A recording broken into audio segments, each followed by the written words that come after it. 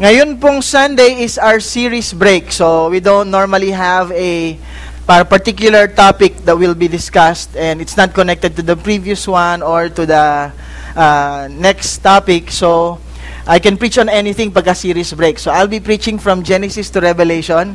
And joke lang, okay? We'll be learning something this afternoon. Next Sunday, mag-uumpisa na po tayo ng bagong series. It's a 3-part series called FAQ, Frequently Asked Questions. Marami sa atin, tanong natin to, no? What is God's will? Okay? How do you know God's will?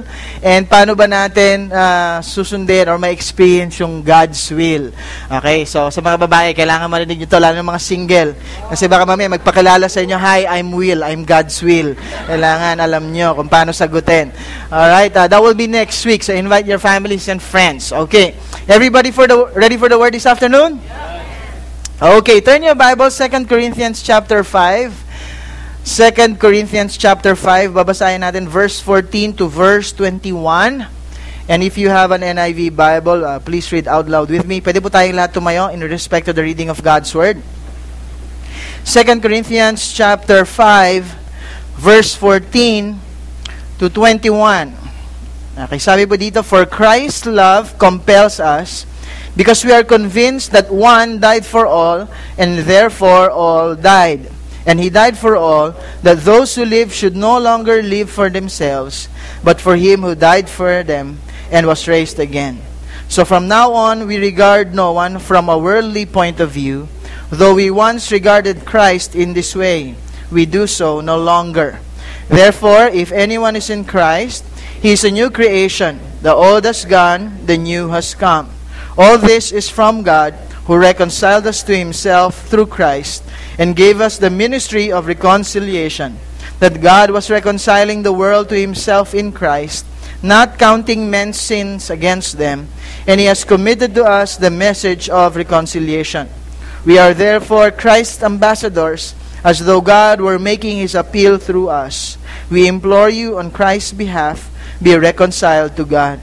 God made Him who had no sin to be sin for us, so that in Him we might become the righteousness of God. Let's pray. Lord, thank you for your word. I pray that you will speak to each and every one of us.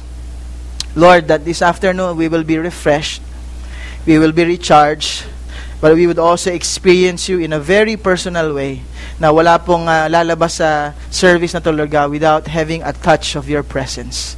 We commit to you this time, this we pray in Jesus' name. Amen. Amen. You may take your seats. Ngayong hapon, I want to talk about recreation. Everybody say recreation. Pagka sinabi natin recreation, we're talking about recreational activities. Yun yung mga unang pumapasok agad sa atin. Ano ba sa Tagalog ang recreation? Alam niyo ba? Sa Chabacano, ano ba recreation sa Chabacano? Yung mga, di ba, nag-R&R tayo, rest and recreation. Alam ko sa Tagalog ng recreation, yung pinagkakalibangan. Okay, kaso na medyo pangit pakinggan sa Bisaya. Kaya parang hindi ako sure, baka may ibang word na recreation. But when we talk about recreation, we're thinking of recreational activities, things that we do that's not work for us. Okay, ito yung mga bagay na ginagawa natin na talagang nag-e-enjoy tayo, nare-relax tayo, nare-refresh tayo, nare-recharge tayo. And summer na nga. And so, enjoy kami kasi kahapon nag-baptism. So, may pool, swimming na rin. Di ba? Yung iba, pagkatapos ng baptism, hinanap nila yung old self nila. Buti na lang, hindi na nahanap. And it's summertime, it's a great time to enjoy. It's a great time to have fun. And talking about fun, gusto ko rin sabihin that it's more fun in the Philippines. Tama ba? Agree ba kayo doon? Okay, example lang ng mga nakita ko sa internet. Ito, swimming, more fun in the Philippines. Pero bawal humawak pala ng butanding. Okay, alam niyo na siguro yan. Okay, hindi lang swimming. Sino ito mahilig sa mountain bike? Okay, mountain bike. Ayan. Okay, mountain bikes. It's more fun in the Philippines. Okay, up north yan. Okay, sa may Benguet. Here's another one. Mahilig kumain dyan. Anatomy. More fun in the Philippines. Okay, kumain ka na, nag-review ka pa. Biology. Okay, atay, balon-balunan, paa, leeg.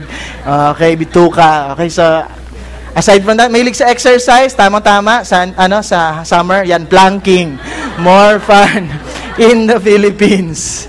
Okay, meron pa? Ano ba iba dyan? Okay, 300. More fun in the Philippines. Okay, especially coming from Holy Week. And ano pa ba nandyan? Okay, kisses. It's more fun in the Philippines. Sa kanila, maliliit lang ng pagkain. Sa atin, bundok. Okay? Chocolate Hills. Next, change of address. More fun in the Philippines. Okay? And of course, meron pa dito, pick-up lines. More fun in the Philippines. Okay, so talagang mga Pinoy magaling talaga sa mga having fun, no? More fun in the Philippines. But when we talk about recreation, I'm not talking about just having fun, okay, or mga recreational activities, yung mga pinagkakaaliwan, pinagkakalibangan natin. Okay, recreation is a combination of two words. Of course, creation, tapos meaning again. Okay, merong recreation. And I hope you can recall the times when God created the world. And when God created the world, the heavens and the earth, the Bible says it was created by Him and for Him. So yung creation was made to glorify God and to worship God. In fact, pagka titingnan nga natin even now, kahit medyo nasira yung world and the heavens and the earth because of sin, makikita mo na may mga traces pa rin na talagang yung creation ni God talagang nag-worship sa Kanya. Natulad ng isang example, merong video dito I wanna show you, video of birds on a wire. Merong isang tao musikero, nakita niya yung mga linya ng mga kuryente na may mga ibon. Tapos he started noticing, parang musical notes to So, tinry niya, sinulat, and ito yung lumabas dun sa na-figure out niya.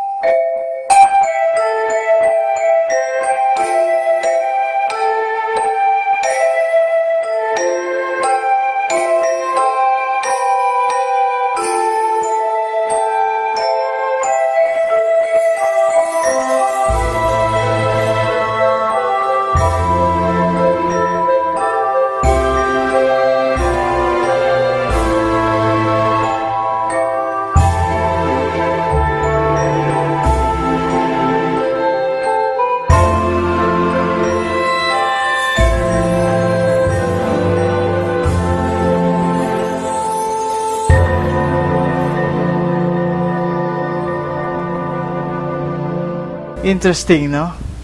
May mga bagay na parang nakikita lang natin, hindi natin napapansin, parang ano pala siya, para palang music.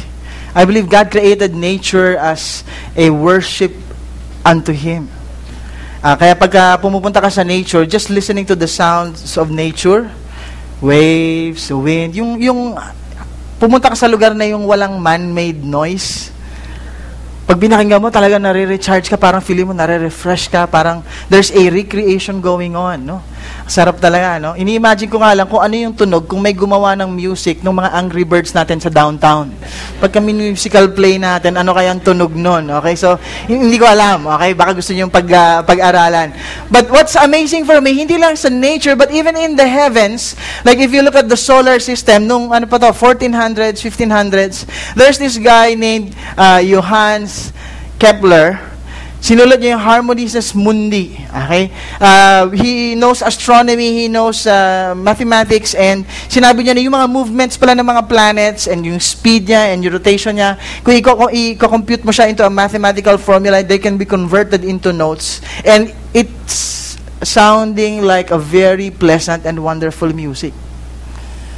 Hindi pala aksidente yung pagkakalaman niya, parang lahat pala yung parang music unto God. And if you read Psalms, the heavens declare the praises of the God who created the universe. Amazing.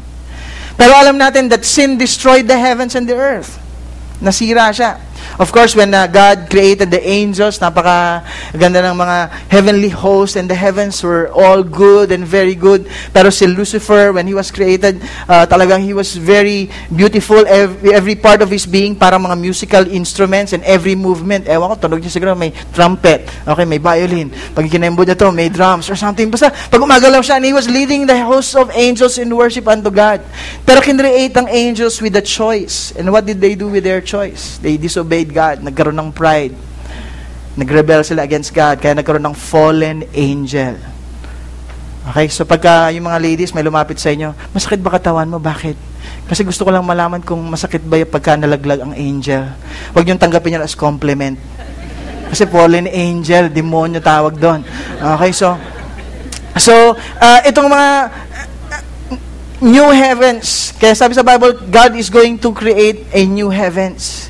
Kasi na-defile yung heavens. And if you look at earth, when God created earth, God gave the earth to man. Binigyan din niya yung man ng choice. But what did Adam and Eve do? Disobeyed God.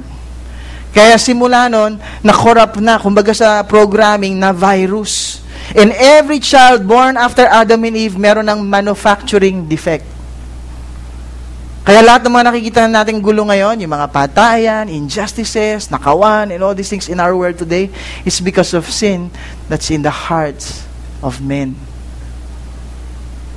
May problema na nangyari sa creation because of our sin. But praise God, even though we failed with our choices that God has given us, God is giving us a chance to be recreated.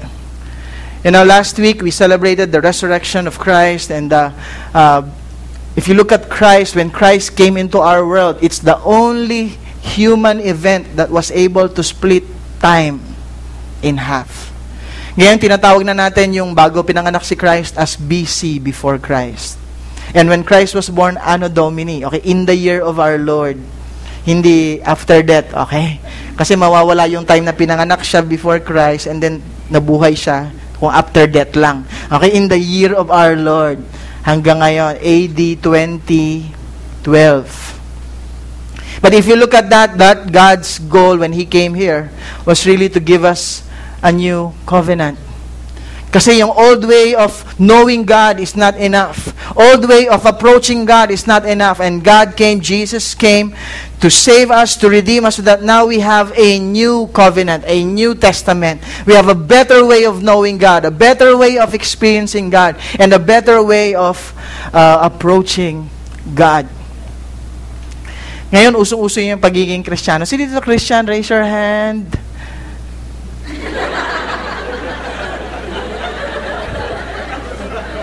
Ano nagtataas?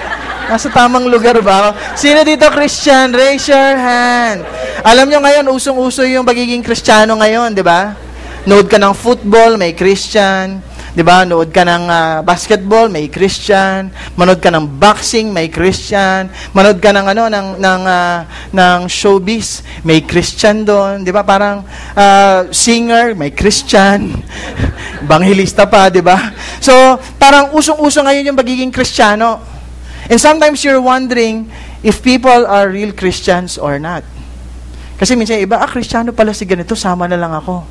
Kristiyano pala si ganyan. So parang in ka pagka Kristiyano ka. No, sa church natin ngayon, wala tayong showbiz dito, no? Pero sa mga Victory Church in Manila, ang daming showbiz. Meron pala tayo. Okay, si Gabby Concepcion daw to. Ito daw si Derek Ramsey. Nandito rin si Wolverine on the other side. So, pero sometimes people can go to church and read their Bibles but still not be a Christian. People can even claim, Kristiyano ako. Bakit? Kasi I was born of a Christian family. But is that really what being a Christian is all about? Does going to church and reading our Bibles make us a Christian? I believe not. No? Hindi porkat pumunta tayo ng Jollibee, burger na tayo. The same way, going to church and reading our Bibles does not necessarily make us a Christian. But I hope it helps. Kaya nagulat ako kanina, sino dito Christian? Kasi pumunta tayo sa church. There's a big difference with going to church and reading our Bible pero hindi Christian. But because we're Christians, we go to church and we read our Bibles. Now, what's a clear sign, a telltale sign, kung talagang Kristiyano ba yung isang tao or not? And this is not to judge others, but I hope we will look at ourselves. Kasi bakit pa tayo pumupunta ng church? Bakit pa tayo nagbabasa ng Bible if we don't really know what it means to be a Christian? If there's one thing I want us to remember, it's this. In Christ, the old is gone and the new has come. Can you say that with me? In Christ, the old is gone and the new has come. Take note, when I say this as our main point, I'm not talking about age. Okay? Yung mga matatanda, wag na natin. Hindi yun ibig sabihin. Okay? In Christ, the old is gone and the new has come. I'm not talking about age, I'm talking about change. Kapag ang tao talagang Kristiyano, na-encounter niya si Christ, pwedeng hindi niya maalala kung what specific date or what particular circumstance.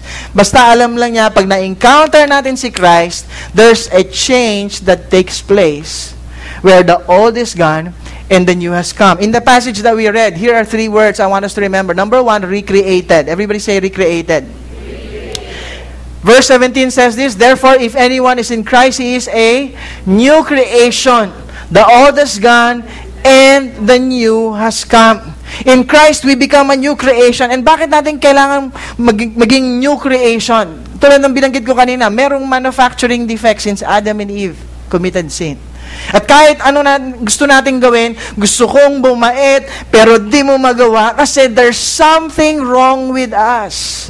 And hindi kailangan natin ng upgrade or update or refurbish or renew or refresh. We need to be recreated.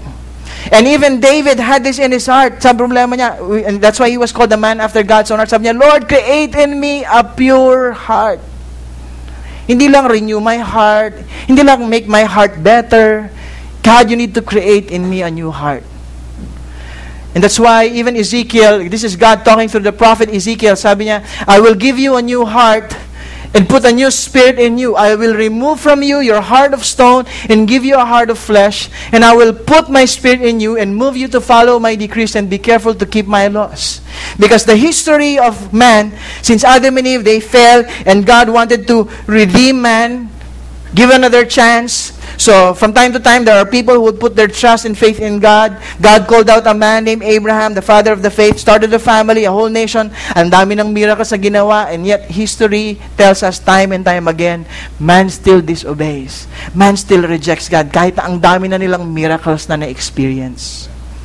That's why God, through Ezekiel, is saying, there will come a day that I will give my people a new heart and a new spirit. Magkakaroon ng new creation, recreated. That's why in Christ, the old is gone and the new has come. Ang totoong Christian, pag na-encounter niya si God, marirealize niya that meron ng old, there's an old Richie. But when he encountered Christ, a new Richie emerged. Rich. Ay, ano yun? Nagkakaroon tayo ng, instead of heart of stone, nagkakaroon tayo ng heart of flesh. Di ba dati yung puso natin, bato. Yung pag-ibig natin, metal. Okay? Walang pakiramdam. Hindi tayo nakukonsyensya pag may ginawa tayong mali. We just go ahead and do it. Pero pag naging Kristiyano ka na, somehow, tender-hearted ka na. Tender, juicy. Di ba? Tama ba to o mali? Nag-iisip ka na kasi nagbago na yung puso mo. Dati we have a disobedient spirit. Sinabing bawal, yun ang gagawin. Di ba kahit bata? Wag hawakan. Di ba? Wag kainin, yun ang kinakain. Wag gawin, yun ang ginagawa. There's a rebellious spirit inside of us. But when you encounter Christ, now there's something inside of you that says, God, what are you saying? Tama ba to? Ayoko nang magkamali. You want to obey God more. There's a new creation that emerged. Kaya yung mga nag-Victory Weekend, napansin nyo ba sila last week? Hindi nyo na maalala, no? Kasi ibang-iba na itsura nila ngayon. Because the old is gone, and the new has come. Merong recreation na nangyari. Here's one thing I want us to know about recreation. When God created the universe, He created out of nothing. And if we want to be recreated, we need to realize first that apart from Christ, we are nothing. Until we realize that we're nothing, God cannot give us a new self. Kung sa tingin mo, masyado ka parang mabait, kung lalapit ka kay Lord, Lord, I just want to become better. Hindi siya upgrade. We need a recreation. Sometimes we think because we're better than others, okay na to. God cannot do that work and a miracle of a new life inside of us. Si Saul, who is a Pharisee and became an apostle Paul, thought he was a good man. According to the law, sabi niya, he was blameless. A Hebrew of Hebrews, circumcised on the 8th day, a Pharisee of Pharisees, according to the law, blameless. Pero when he realized that all of his good works cannot earn his way to heaven. All of his good works, because of his self-righteousness, thinking that he's better than others, is still pride and is still sin before God. Kaya sabi niya kay God, these are filthy rags. Christ died for sinners. And sabi niya, of whom I am the worst. That's when God did a miracle in his life and made him a new creation. I want you to ask yourself, ano ba yung buhay mo before you met Christ? May change ba na nangyari now that you are in Christ? Pag wala kang masyadong makitang change, maybe it's a good time to ask yourself, did you really meet Christ? Or you just met Christians and started hanging out with Christians?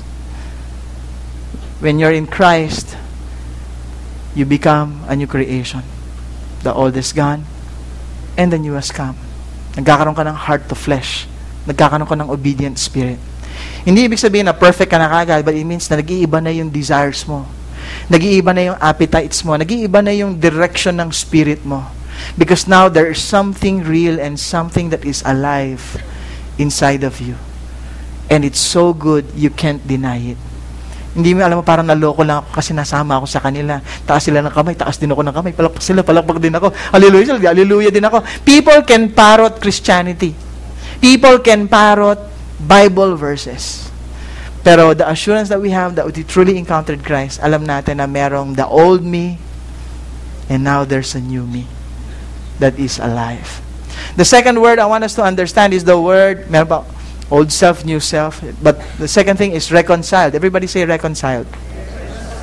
The Bible says all this is from God who reconciled us to Himself through Christ and gave us the ministry of reconciliation.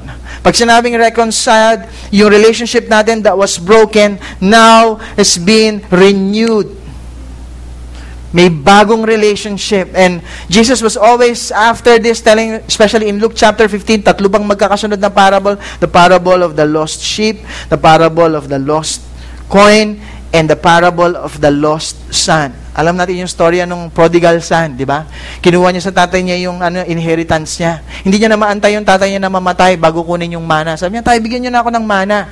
Okay, kinuha niya kasi gusto kong gastusin ng sarili ko. At pagkakuha niya ng mana, winaldas niya sa bisyo, sa babae, hanggang sa nawala na. Ngayon, being a Jew, unclean animal sa kanila yung mga pigs, he started working with pigs. Papakain na siya ng pigs. Pati yung pagkain ng baboy, gusto na rin niyang kainin. Galit na nga yung baboy kasi gusto pa akong agawan. Pero napaisip siya, na-realize niya, buti pa pala yung mga servants ng tatay ko. Kahit servants sila, mas maganda pa yung kondisyon nila. Babalik na lang ako sa tatay ko, kahit maging alipin na lang ako ng tatay ko. But the Bible tells us that even though he was from afar, nakita siya ng tatay. Ibig sabihin, nag-aabang pala yung tatay kung kailan siya babalik. Because he wanted to be reconciled with his son. Nung nakita niya yung anak niya, tumakbo siya paharap. Walang dalang itak. Okay, pero bumalik ka pa, ikaw talaga. Sa nubong niya, in-embrace niya, nilagyan niya ng bagong damit, nilagyan niya ng singsing, nilagyan ng sandals, nagpa-party-party. Tawagin ng madlang people, party-party to. And na-shock yung anak kasi hindi pa nga siya nakakapagsalita. Hindi pa siya nakakapag-explain na kahit katulong man lang. Hindi. Talagang ang treatment sa kanya is a child.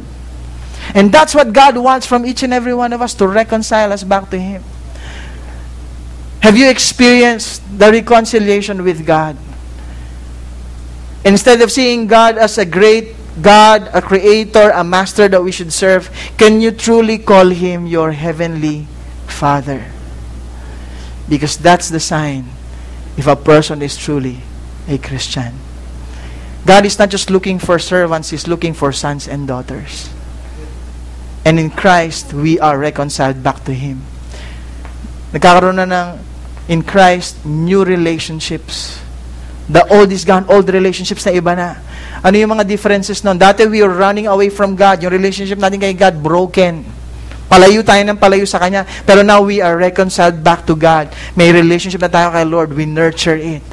Dati we were sinners before God. Pero ngayon, the Bible says we have the righteousness of God.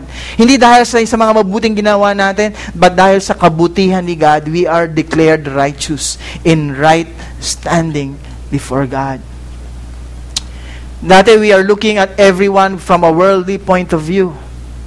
patitigin natin kay Christ, worldly point of view lang, pero ngayon, we look at Christ and we look at everybody else, it's from a godly point of view. Iba na yung perspective natin. Iba na yung way of thinking natin. And the way we relate to others. Dati, it's on the basis of the law. Pero ngayon, it's on the basis of love. Dati, law, an eye for an eye, a tooth for a tooth. Kaya masaya yung isa eh. Bakit? Kasi bungal na siya eh. Wala ka ng tooth na makukuha. Pero iba na. Dati gantihan, pero ngayon, iba na. Love. Love your enemies and pray for those who persecute you. Dati, may mga friends ka pa rin. Your old friends may still be there, but if they're not following God, somehow it feels strange to be around them, doing the same things that you used to do, now that you know that it's not pleasing to God. Kaya pag kami na-meet ka na Kristiyano din, kahit first time mo na-meet, parang close kayo. Sabi nila, blood is thicker than water, but the blood of Christ is much thicker. Kaya minsan meron kang brother or sister in Christ of the faith na sometimes mas malapit pa sa'yo kaysa sa sarili mong family. Kasi may new relationships that's becoming more alive. Tingnan mo yung katabi mo. Tingnan mo yung brother or sister na yan. We have new relationships. Dati naghahanap lang tayo ng relationship to meet our needs. Ngayon, iba na. May relationship tayo and you're thinking, how can I serve others? Love one another. That's a sign that we are truly His disciples. The third is recommissioned. Everybody say recommissioned. Okay, may mga offices na meron silang mga gamit, may mga bagay sila or may mga officers sila. Pagka hindi na sila in service, na decommission sila. They are no longer in the mission. They are no longer in service. Tayo naman, in spite of our past, kino-commission naman tayo ni Lord. Tayo pa yung gagamitin ni God. The Bible says, all this is from God in verse 18, who reconciled us to Himself through Christ and gave us the ministry of reconciliation. That God was reconciling the world to Himself in Christ, not counting men's sins against them, and He has committed to us the message of reconciliation. We are therefore Christ's what? Ambassadors, as though God were making His appeal through us. We implore you on Christ's behalf, be reconciled to God. God made Him who had no sin to be sin for us, so that in Him we might become the righteousness of God. Kino-commission tayo ni Lord. Meron tayong authority, meron tayong power, may ministry of reconciliation tayo. Dati ang tawag Ministry of Education, hindi Department of Education. Dati Ministry of National Defense, not Department. Okay, so ganun din. Para kang binibigyan ng position ni God, even though we're nothing before Christ. When we are in Christ, we become somebody. Come on, somebody. Hindi ka nagiging nobody. You become somebody in the kingdom of God. You have a plan and a purpose from God. Meron kang destiny from God. And He gives you the power and the authority to be the man or the woman that God called you to be. Kung dati, meron tayong old purpose. Ngayon, meron na tayong bagong purpose. Ano bang purpose natin? Gusto ko lang maging yumaman. Gusto ko lang sumikat. Gusto ko lang magkaroon ng kotse, iPad, or lahat ng mga ganito. Kung walang iPad, yellow pad. Diba? So, old purpose natin yan. Pero ngayon, in Christ, we have a new purpose. Dati we're just living for ourselves, but now if you truly encountered Christ, you want to live for Christ. Kung dati you're just counting men's sins, ganun ka, ayaw mo makinig sa akin, di wag. Ngayon committed na tayo to the ministry of reconciliation. Hindi mo man ako matanggap, ngayon Kristiyano na ako, sige lang, someday kakailanganin mo rin si God. I'll keep praying for you. I'll keep building a relationship with you. Dati, pagkagalit-galit tayo, sige, bahala ka na. Kasalanan mo, mauna ka mag-sorry. Tapos kahit nag-sorry na, pahirapan muna kita bago kita i-forgive. Pero ngayon, iba na yung purpose mo. Hindi lang yung naging Kristiyano ko, wow, thank you Lord, forgive mo ako kahit na sobrang kasalanan ko. Pero na-realize mo, hindi lang pala para sa iyo. Lord, i-forgive mo rin sila. Pare-parehas lang kami. Kailangan namin si Christ.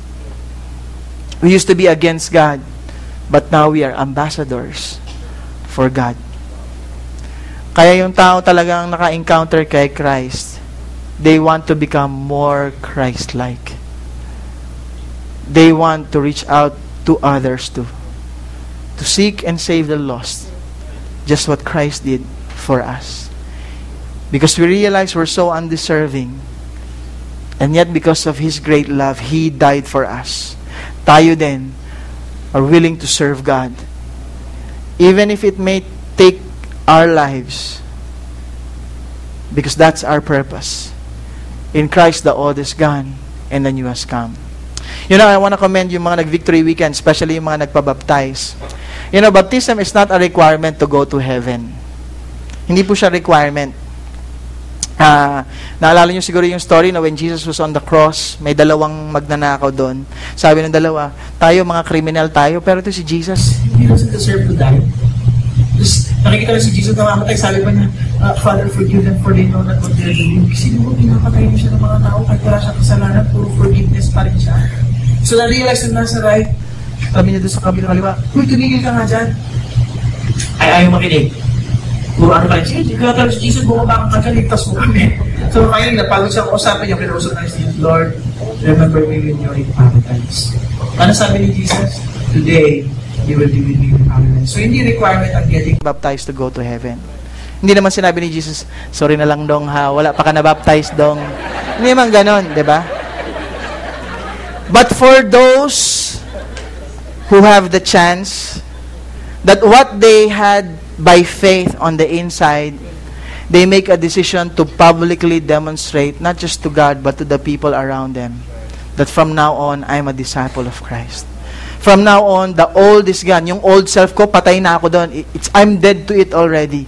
Yung old relationships ko, yung old purpose ko, I'm already dead to it. And I'm burying it. Just like Jesus who died and was buried. Puributan na lang, instead of 3 days, 3 seconds lang tayo sa tubig. Okay, pag-awa natin, we emerge on the new life that God has given us. New power, new freedom, new purpose. Because in Christ, the old is gone. And the new is gone. And my prayer for all of us today is that maybe you're here for the very first time. And maybe you've been coming for months and weeks. And maybe you feel and think like you're already a Christian.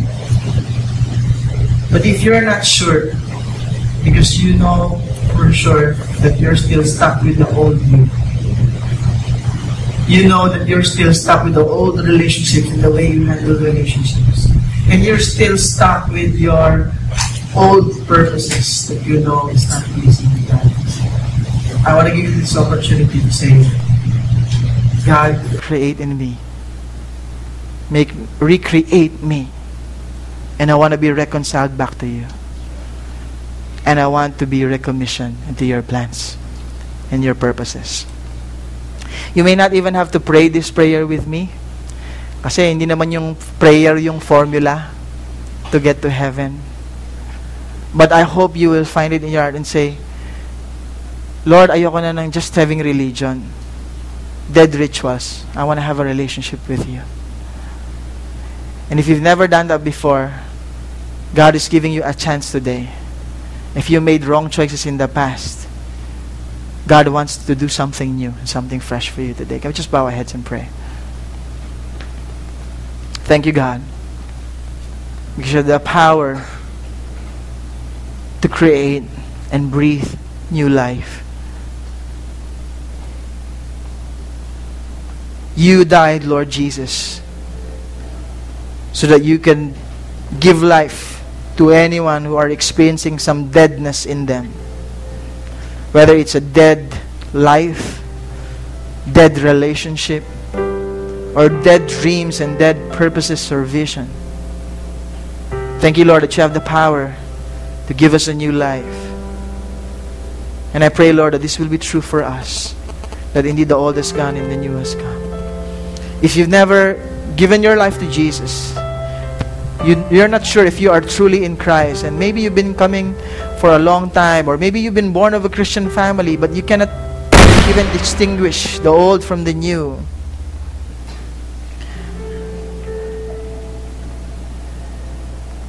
You could say that it's not an accident that you're here today. You hear God calling you. You hear God inviting you to a relationship with Him. And you want to make that decision today and say, yes, God, I want to turn my life over to you. Apart from you, I am nothing. Apart from you, everything is dead. So I want to turn it all over to you, Lord. And I want you to create in me. Make me a new creation. Recreate me, Lord. Reconcile me back to you. recommission me to your plans and your purposes. If that's you in your heart, this is between you and God, just pray this prayer from your heart and say, Lord Jesus, I acknowledge that I am a sinner in need of a Savior. I have done so many sins, Lord, consciously and unconsciously. I'm never good enough to earn my way to heaven, and I will never be good enough to repay all of my sins in the past. But I thank you, Jesus, that you came, live a sinless life, suffered and died like the worst of the criminals to pay the penalty of our sins, my sins. And you rose again from the grave to prove that you have the power to give life to anyone who believes in you by faith.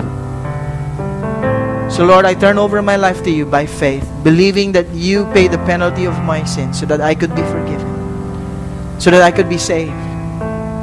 I open up my life to you and my heart to you. Be my Lord from now on. Be my Master from now on. But more than that, be my Heavenly Father from now on. And I thank you because you are indeed my Savior and the Savior of the world. Give me the power to know your will. Give me your Spirit, Lord, that I may know you more and more every day and enjoy my relationship with you. And give me the power to do your will. I receive your mercy. I receive your grace. I receive the gift of eternal life.